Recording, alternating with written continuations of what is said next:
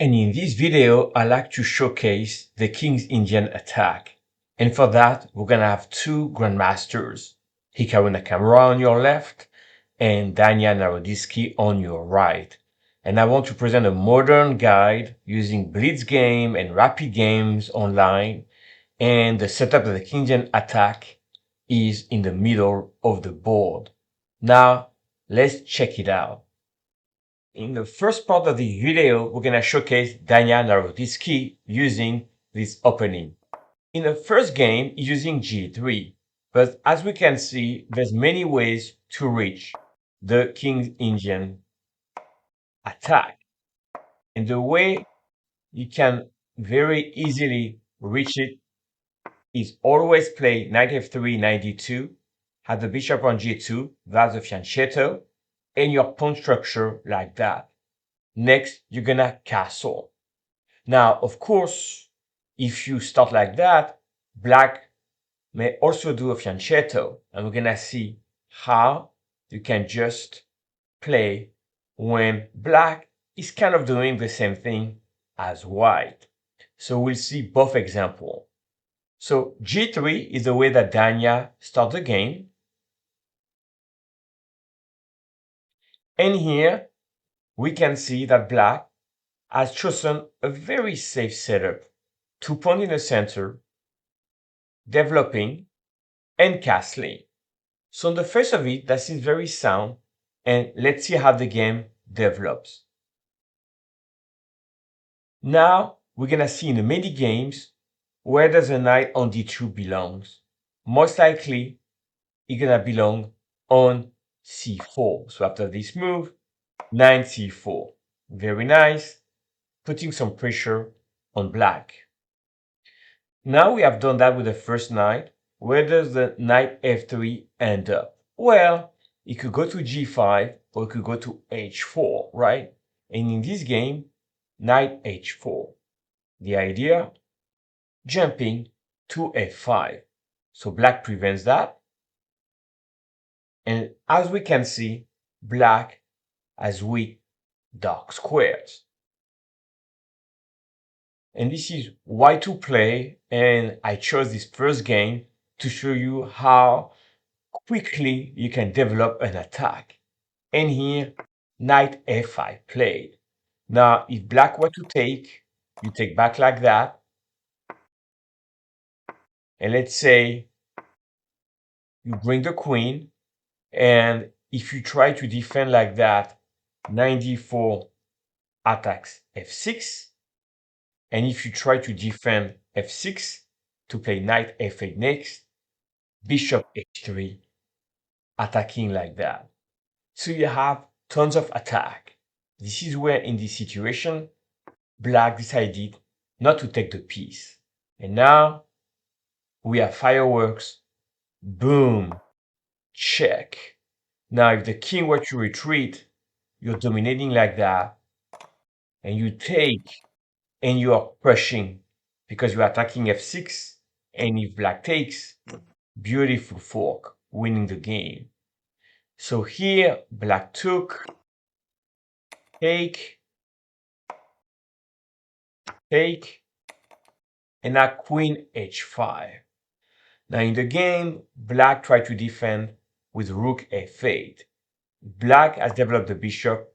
You simply attack the queen, and now finishing with checkmate on the next move.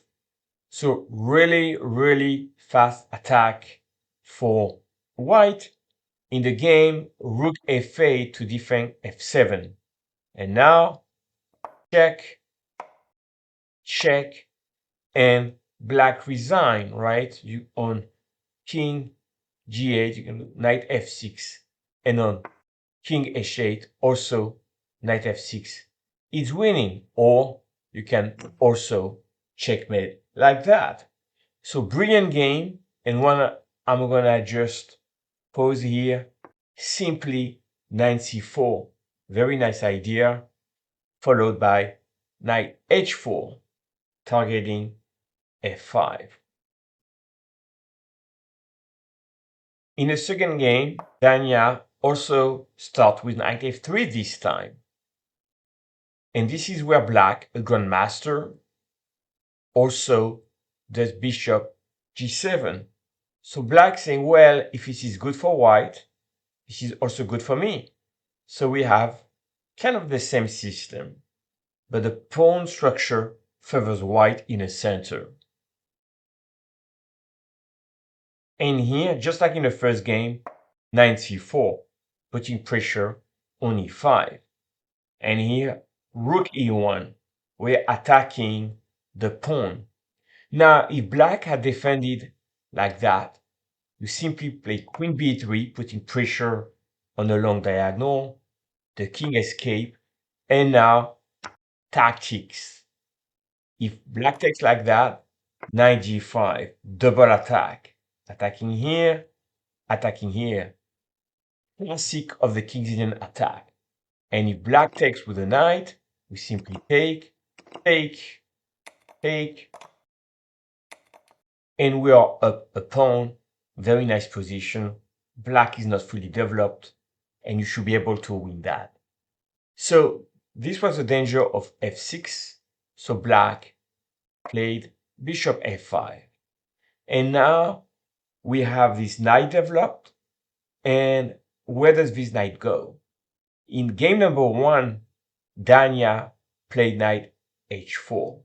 But here he played knight g5 because it targets over here, target f7. And if you were to chase that knight, the knight come back on e4. A lot of arrows, but very dynamic. Knight g5. Beautiful stuff. f7, d5, e4, even f7, queen f3. So beautiful stuff. Now let's see how the game unfolds. Now, very important in this position, Dania does not take on c5 because he would drop a piece. Instead, he played knight e4, attacking c5 twice. Black has to take, and now we have the bishop pair for white. The opening is a complete success for white. Now the game continues, very positional, but this is clearly better for white. You have two bishops, very active rook on the 7th rank. This rook here controls d5, and you are absolutely crushing here.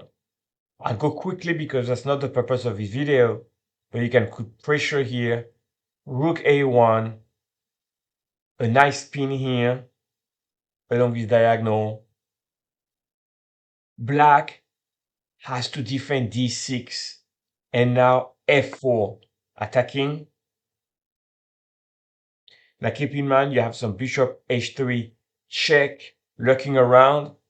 f5 plays what took, and black resign, because if black takes back like that, you give a check, the king moves to defend the rook e8, and you grab a rook. So let me just show it here. The nice move is rook e5 check, attack the king, and attack the rook. So very clearly, as soon as we go in this position, we have an edge on move 17. Let's check another game from Dania.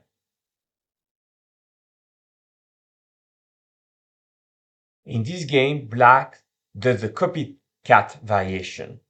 So you put your bishop here, black does the same over here. And here we have this crazy position. Two fianchettos here. Everybody's playing the fianchettos like that. So how do you play these positions? Still, d3, e4, knight d2, knight f3, bishop g2. King's Indian attack. The only difference here, Dania shows his understanding of the position and develop another fianchetto. And now, where does the knight on d2 belong? You know the drill, knight c4. Look at this. And if black were to go here, you can go here, you can go there. Such a nice position. Now rook c1, we control the c file. Queen b3, beautiful setup for white. So now we have full control of the c file. Black tried to contest that by attacking one rook. But we exchange everything, and now we play bishop h3. We activate our own bishop, putting pressure over here. Position is very positional, and here a4. And we're on move 23. The idea would be b5 and bishop a3. Little by little, we push back black. Now, if black had played, let's say, a waiting move, we simply play bishop a3. And here we would have a very nice position. Black tried to attack here. We would simply win like that. That's a classic way to end the game. Now, black tried to do f6 to defend e5, but that weakens the position and the queen comes in.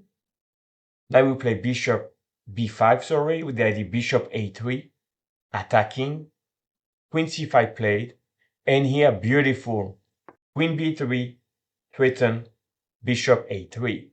Now, if the king were to move, we'll give checkmate. So instead, the queen moved back. And the idea was on bishop a3, knight c5 would be the way not to lose the queen. So white took and black resigned. That's because on bishop take, you win the queen on the long diagonal over here. And like that, you give a check. And here, you infiltrate the position. So again, very logical. We play knight c4. And here, we have a complete domination using all our pieces. That was a brilliant display of positional domination by Dania. And now, in this game, we have Dania playing against Firouzja. So that's the top of the top of the top. And here, we have a classic setup. And we're on move 12. We develop our standard setup. Where does the knight on d2 belong? Knight c4. And here on move 15, how does Dania put some pressure on black? Knight d5. What a knight outpost for the knight. The game continues. Very complex, but here Dania grab a pawn. Black's attack, simply defending, and here rook f1. That's very complex, but Firouzja is so strong, and he's trying to come with a knight here and attacking here. Is white lost? Not at all. Queen c2 defense. Once again, Firouzja is trying to attack, put so much pressure, right? Simply defending with h3. And finally here, rook e4, and the threat is rook h4. Now bishop d6, that's a mistake. And here, Firouzja thought it would be defending. If we exchange the queens, it's gonna be opposite bishop. Probably an equal endgame. But here Dania played bishop e4, and that's rushing over here. I erase that, try a5, and here he simply resign. There is no checkmate over here. You can move the king over here, and you're up a piece. Check, you capture the piece, and you're winning. Very complex game, but what I wanted to showcase here, it looks symmetrical and equal. Knight d5, something to remember. So now we've seen how Dania played the King Indian attack. Let's switch gears and see Hikaru. Now, Hikaru is also using the King's Indian attack setup to win online, and he has so many games. I picked the best one here. So here we go. The classic setup here. This is probably the oldest line, and here we go h4. That was a plan that Bobby Fischer in the 70s has shown. But let's see how the game played in 2022 ends up. Just like Bobby Fischer, a3 played to stop black from taking too much space on the queen side. Now we have a knight on h2. Hikaru brings it back on g4. From there, the knight can jump, as we shall see. c4, very nice, blocking the pawns. Now, of course, black would be very happy to exchange queens, not exchanging queens. And now we are putting much pressure on this pawn. In the game, bishop a6. But if you try to defend that pawn, I simply take, and just like in the game, we will win with the knight f6 jump. But let's see, bishop a6, Hikaru takes, on h6, black recaptures, and now we do knight f6 checks. And here, black resign. That's because on king g7, black saw the deadly threat. Can you spot what Hikaru had in mind? And the answer is queen c2. The queen comes back here to deliver checkmate. Only way to prevent that would be to give up the queen. So, in this position, after knight f6 checks, black had enough and resigned. On to the next game. In this game, Hikaru, just like Danya, starts with g3. But soon enough, we're gonna reach our favorite setup. That's what I love about this setup. Always 3 pieces. And we like to have a d3, e4 pawn chain in the center.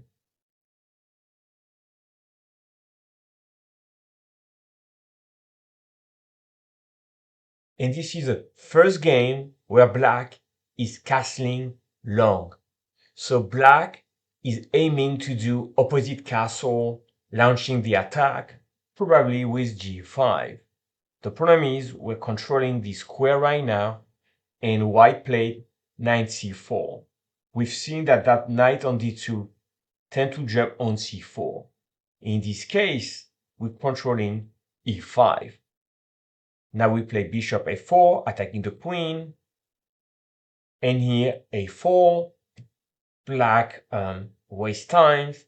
And here, what is the idea? Well, typically, we used to have like knight h4, f5, now h2, g4, but the play has to be on the queen side.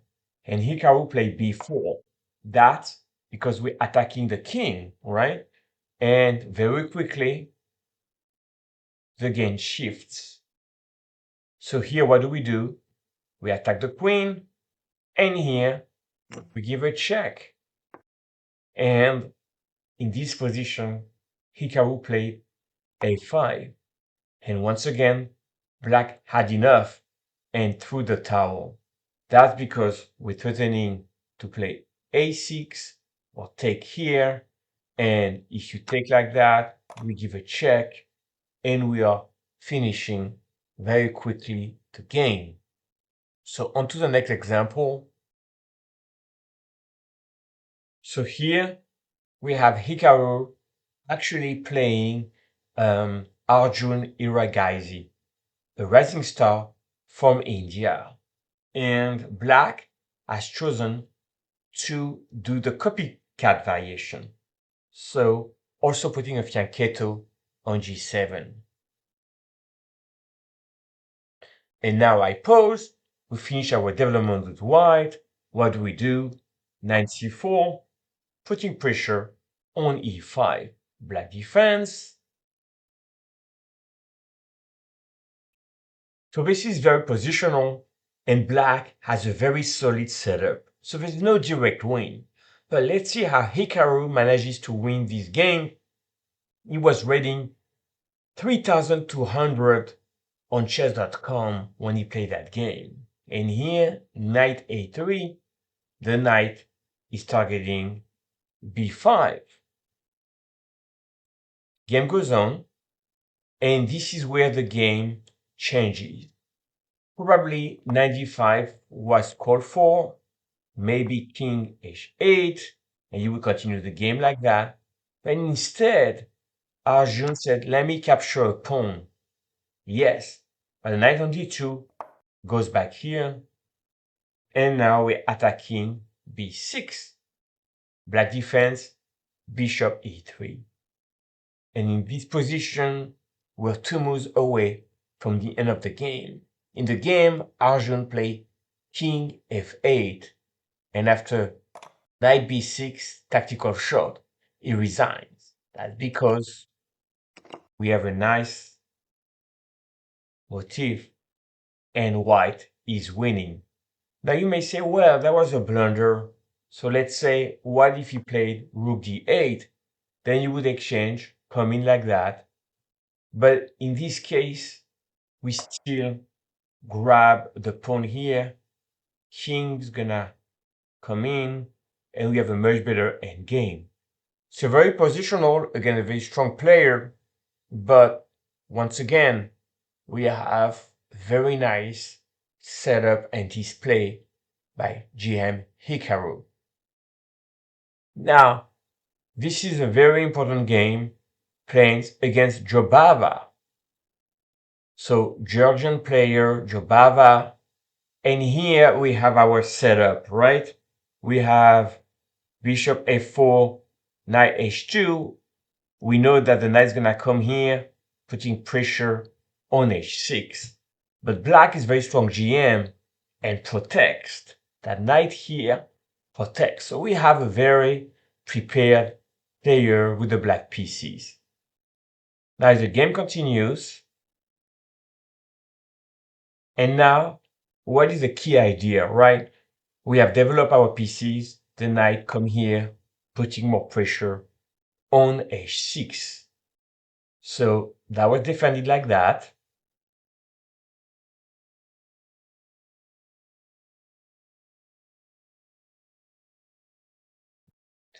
And this is the crazy position. Here, bishop a6, the queen moves, and black thought, I'm winning a piece. Hikaru blunder, except that 97 was a surprise. And here, what we have is major fork alert. Now we go back here, and now we attack the queen here. The best move was to grab a pawn. Instead, Badur Jobava goes in the endgame, and the endgame is lost. And here we're threatening b7 and rook a8, and Badur blunders a piece. So again, beautiful stuff. I wanted to show this game because we have the queen d2 and knight g4 attacking h6. And we have very nice pawn on e5, preventing black from putting defending pieces here. So we have a very nice game. And with that, I think that this concludes my overview of playing the King's Indian attack with white with various ideas, no matter what black tries to defend. And I'll see you in the next one.